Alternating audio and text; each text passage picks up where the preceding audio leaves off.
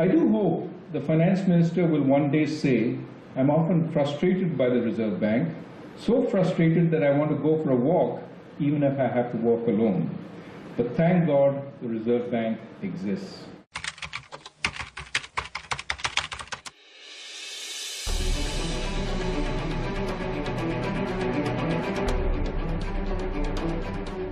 Months away from the 2019 elections, the central government and the RBI, the country's central bank, are at loggerheads. There is a war of words that has erupted from both sides. The government wants RBI to dispense the extra money it has in its reserves to the government's account. It wants the central bank to loosen the grip on the banks of the country so that they can lend more. It also wants the RBI to help the non-banking financial companies to lend more, failing which, it threatens to invoke Section 7 of the RBI Act, which experts say almost strips the central bank of its autonomy.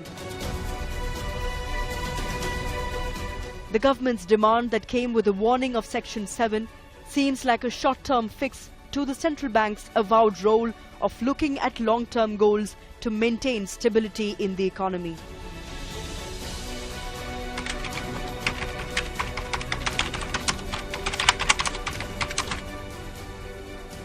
A government's horizon of decision-making is rendered short, like the duration of a T20 match, by several considerations. In contrast, a central bank plays a test match, trying to win each session, but importantly, also survive it, so as to have a chance to win the next session, and so on. It is not the first time that the Indian government and the RBI are disagreeing with each other. But this probably is the first time that the battle is being fought in the public eye. And it is the first time that the RBI governor's deputy had to come out in the open and give a statement not in favor of the government. The current governor of the Reserve Bank of India was handpicked by the government 2 years ago in 2016. The Kenya-born Urjit Patel was sought as the perfect replacement of the outgoing governor Raghuram Rajan by the NDA. At that time, it was said by critics that Urjit Patel had all the qualities that the government wanted: low profile, media shy, and most importantly, strict on inflation, very much in line with the Modi government's thought process. It was under Urjit Patel that the RBI worked on the much debated demonetization move that shocked the Indian economy. In fact, at that time when harsh criticism was being directed at the government over demonetization, it was the 2-month-old RBI governor who came out in support of the government's bold move. The motivations for the decision were to deal with the problem of high-quality counterfeit notes and unearth black money that may be held in cash.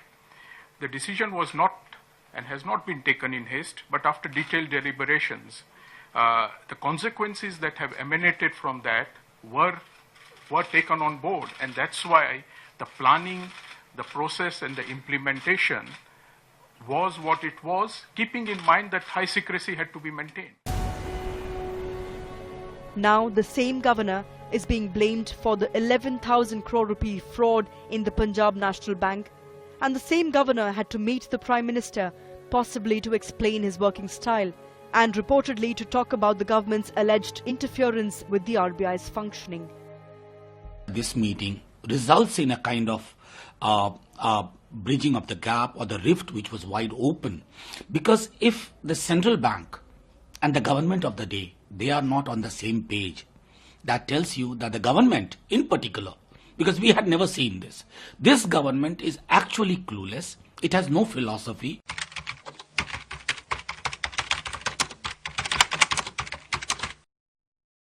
Governments that do not respect central bank independence will sooner or later incur the wrath of financial markets and ignite economic fire and come to rue the day they undermined an important regulatory institution. It was this speech of Urjit Patel's deputy Viral Acharya that set the alarm bells ringing.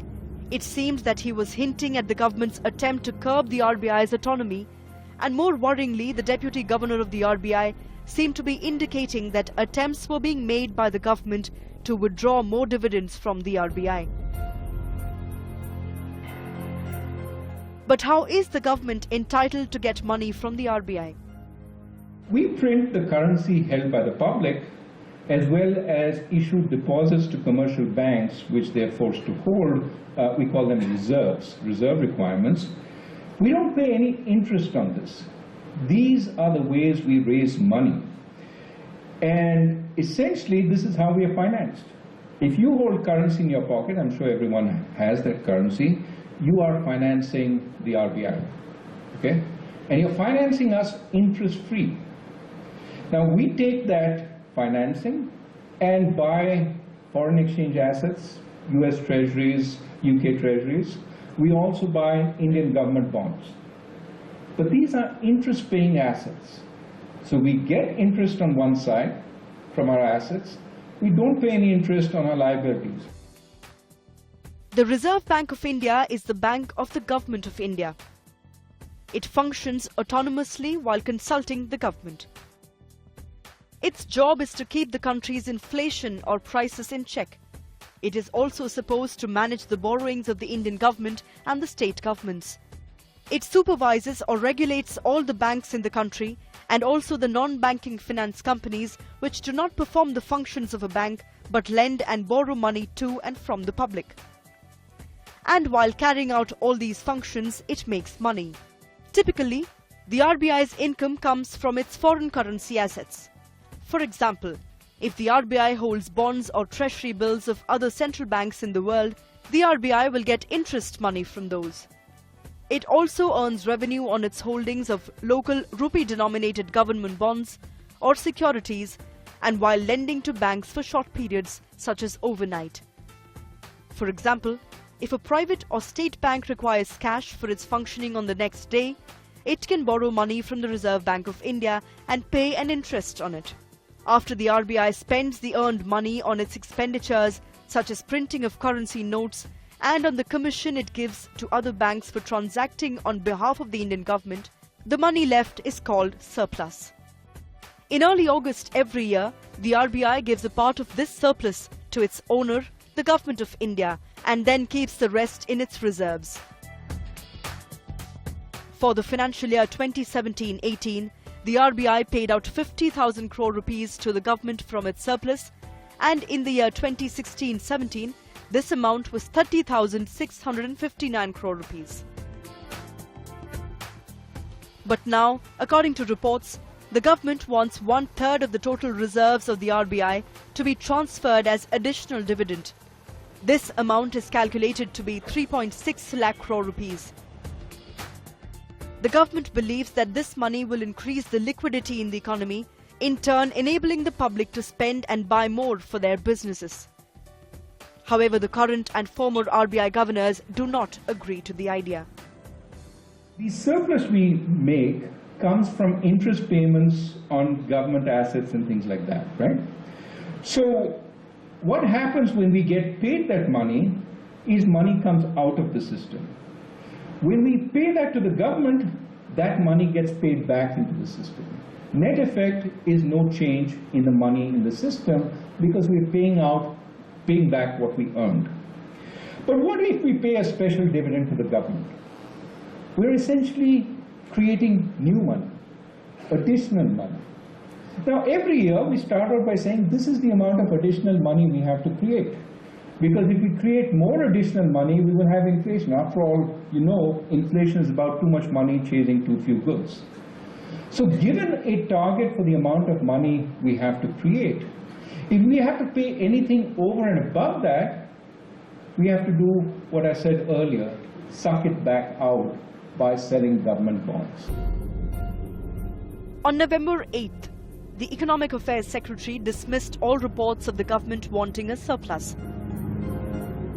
In a tweet, he said that all the government wants is to fix the economic framework of the central bank. But the conflict is not just about the transfer of surplus. The government wants the RBI to be lenient on the banks and the NBFCs under the Insolvency and Bankruptcy Code. This is the code brought in by the current government in 2016 to lay down a roadmap for dealing with distressed or failed businesses. The logic behind the code was that it would help in clearing up the rising NPAs or non-performing assets of both the public and private sector banks. There is nothing wrong, as he rightly said, with loans being given. There is nothing wrong in banks then trying to effect, as per their due process, the recovery of those loans, because it's only on the strength of banking finance that business expands and jobs are created, the economy moves on. But the loans have to be serviced.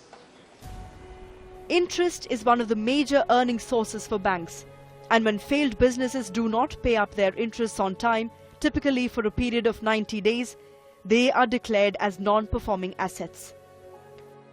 In February 2018, the RBI decided to put 11 of the weakest banks under prompt corrective action framework and barred them from lending more money and expanding their loan book. Best thing to do is to clean up, to essentially deal with the bad stuff, so that with clean balance sheets, banks can be put back on track and can lend again. It's taken us far too long to clean up the banks. Critics of this government say that policy is being made to win votes of small business owners who borrow money from the banks. A case in point being Project Sashakt, which provides additional 90 to 180 days until the businesses can be brought under Insolvency and Bankruptcy Code. This is being seen in light of the BJP often accusing the Congress-led UPA of being responsible for creating NPAs. ये तो 2009, 2010, 2011 के पाप हैं जिनको धोने का काम हम कर रहे हैं और उनको लाकर इंसॉल्वेंट डिक्लेयर करके लाइन में डिक्लेयर कर दिया और आप बड़े एंटी कॉर्पोरेट हो गए और हम कॉर्पोरेट्स के मित्र हो गए। ये आजकल नॉन परफॉर्मिंग एसेट्स एनपीए का जो हल्ला मच रहा है वो पहले की सरकार में बैठे अर्थशास्त्रियों की इस सरकार को दी गई सबसे बड़ी लायबिलिटी है। The share of bad loans that has been on a constant rise for 3 years and crossed the 10 lakh crore mark after the new RBI rules kicked in, and the murmurings of discontent are being heard from within the RBI.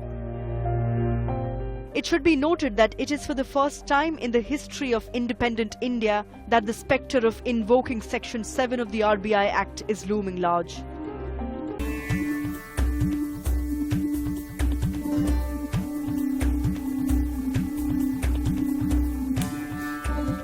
With general elections around the corner, the Indian economy needs to show stability to maintain the confidence of the foreign investors. However, if the government invokes Section 7 and the RBI governor is ousted in the process, the fear is that it may once again destabilize the economy, because the provision of Section 7 in the RBI Act says the central government from time to time can give such directions to the bank as it may, after consultation with governor of the bank, consider necessary in the public interest.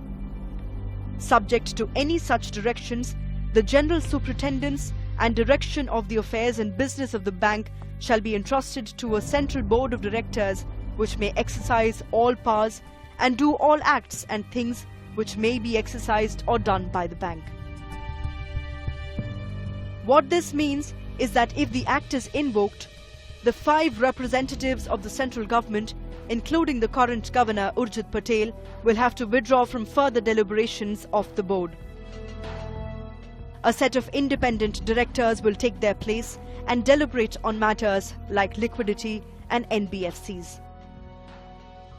The government wants money to step up the expenditure in an election year. Finding all other avenues closed, in desperation, the government demanded 1 lakh crore rupees from the reserves of the Reserve Bank of India. When the RBI governor refused to oblige, the government took the extraordinary and unprecedented step of invoking Section 7 of the RBI Act. If the governor stands his ground, as I hope he will, the government is planning to issue a direction to the RBI under Section 7, directing the RBI to transfer 1 lakh crore of rupees to the government's account. In that event, the governor has only two options. One, to transfer the money, or two, to resign.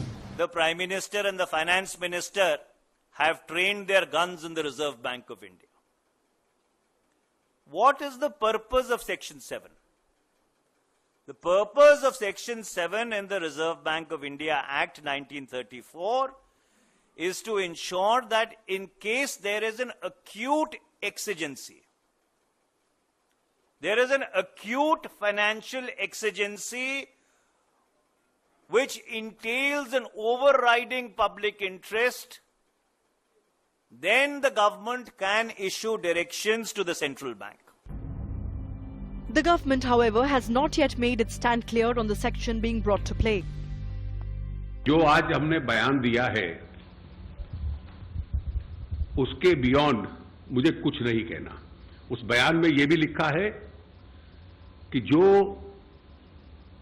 Government के और central bank के communications होते हैं और जो layers of consultation होता है, किस स्तर पे हुआ, कैसे हुआ, किस नेचर का हुआ, इतिहास में तो उसको बाहर कभी नहीं बतलाया जाता। आपका अधिकार है, जब निर्णय होता है उसको जानकारी लेने का, वो आपको बता दिया जाएगा। The conflict over who controls monetary policy constitutes a long-standing fault line in India. The fourth RBI governor, Benegal Rama Rao, had exited abruptly when the then finance minister, T.T. Krishnamachari, encroached on the RBI's turf by levying some taxes. K.R. Puri, the RBI chief appointed by Indira Gandhi, had to quit on policy disagreements with the Janata Party government in 1977. And R.N. Malhotra had to leave in 1990 after Chandrasekhar became the Prime Minister. Similarly, the 22nd Governor D. Subbarao had a public spat with the then Finance Minister P. Chidambaram over regulation of interest rates. So Raghuram Rajan and Urjit Patel are no new outliners when it comes to a conflict between the interests of the RBI and the government. But the battle has never been as open as it is between the Modi government and the RBI under Urjit Patel, where it seems that the current governor has to either toe the government's line or resign, and the lapse seems to be in the communication between the two. It is that the central bank governor, unlike other regulators or secretaries to the government, has command over significant policy levers. That's the kind of resources that the central bank governor has command over, but also has to occasionally disagree with the most powerful people in the country in order to fulfill his or her task of maintaining macro stability. You have to have the ability to say no. RBI की जो आज़ादी है, वो आज़ादी नहीं कभी छीननी चाहिए। ये जो RBI की autonomy जिसको कहते हैं, और इसलिए मैं समझता हूँ कि बैठ सकते हैं दोनों साइड्स। ये सब चीज़ें, ये सब डिस्कशंस प्राइवेटली होनी चाहिए और परसुएड करना चाहिए एक दूसरे को। लड़ना नहीं चाहिए पब्लिक में, ये खराब बात है। While the government and the RBI remain on different pages from each other, experts are concerned that at a time when India and the world are bracing for economic storms unleashed by trade sanctions and steep oil prices, the Indian economy seems to be bracing for another turmoil in making, the outlook of which will only be clear on the 19th of November.